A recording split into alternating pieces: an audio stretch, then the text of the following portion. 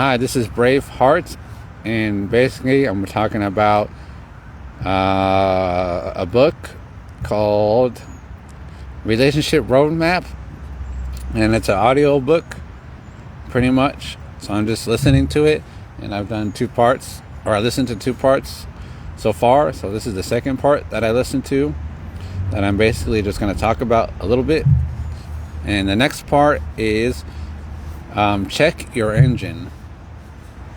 So people can have a smile all day, but you don't know what their home is like. So people can smile, you can see somebody smiling, but you don't know what their home is like.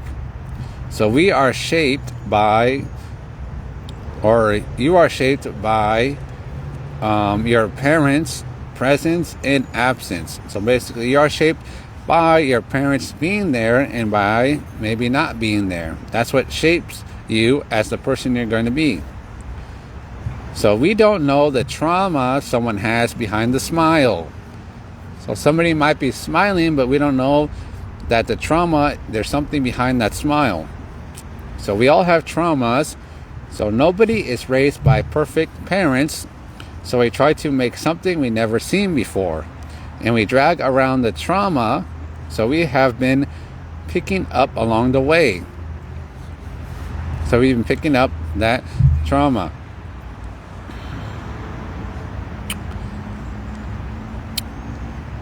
So alone, the way that does not mean. So we have been picking up. So along the way. So that does not mean you can't have a strong relationship. But if you don't put in the work, then how can 2 people with traumas make a whole? You have to let God restore, rebuild, and remake you so you can be whole with yourself. So God can redeem anything you've been through. There can be purpose when there is pain. So if you try to build intimacy with another person before you are whole on your own, all your relationships will only be a way of trying to complete yourself. So looking for another person to complete you when you should be already whole by yourself. So being whole does not mean you are perfect. Your relationships can only be as healthy as you are. So remember that your relationships can only be as healthy as you are.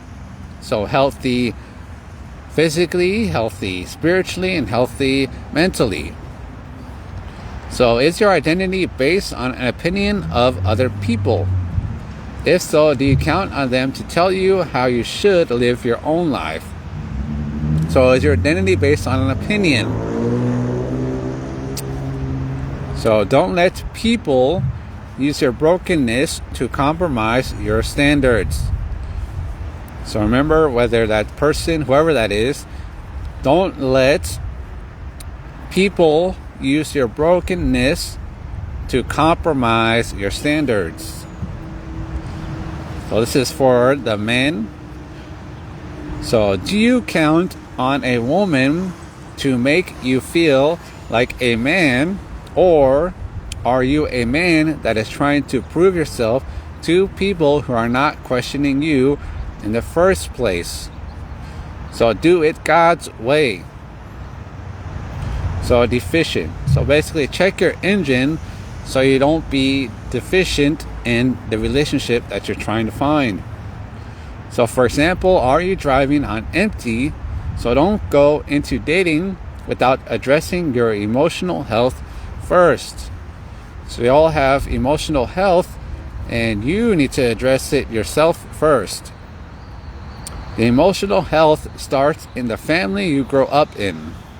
So you all grow up in family, and that's where the emotional health starts, is whatever family you grew up in. So address the hurt you are carrying from the past, which that is probably something that some people never do and never will. Some people will never address the hurt and always carry around the past like it's the present. That's just how some people are. Some people will never address the hurt and carry around the past like it is the present. So ask for help. Don't let fear be a bully to you.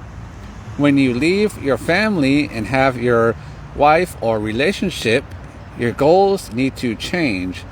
Decide to deal with the baggage you pick up in the journey. So we all start with our family, by like that when you leave your family, your priorities have to change. So I'm not saying like leave your family and never help them, but as soon as you leave your family, your priorities have to be your family, your own family. That's your priorities. Once you get married, and once you're committed, and once you're serious, and once that happens, your priorities have to be focused on your wife and your family that you're trying to make, and try to help your other family, but that shouldn't be the priority. It's helping the family that you're going to eventually leave to make your own family. And that's pretty much it. Like I said, some of this is going to be short, pretty short to say, but because it's an audio book, so there's different parts. There is 22, basically like 22 chapters, but they're all they're pretty short. They're all like 20 minutes each, so there's not too much to say about it. So just remember that check your engine and don't start a relationship deficient.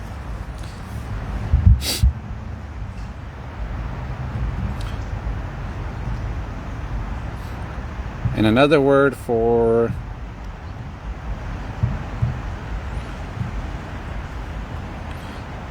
deficient, basically just don't start shortage, kind of, or undersupply. Don't start a relationship undersupplied or shortage, stuff like that.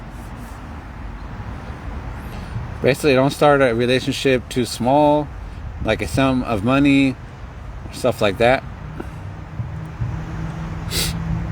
So yeah, so God is good all the time, and I'm out.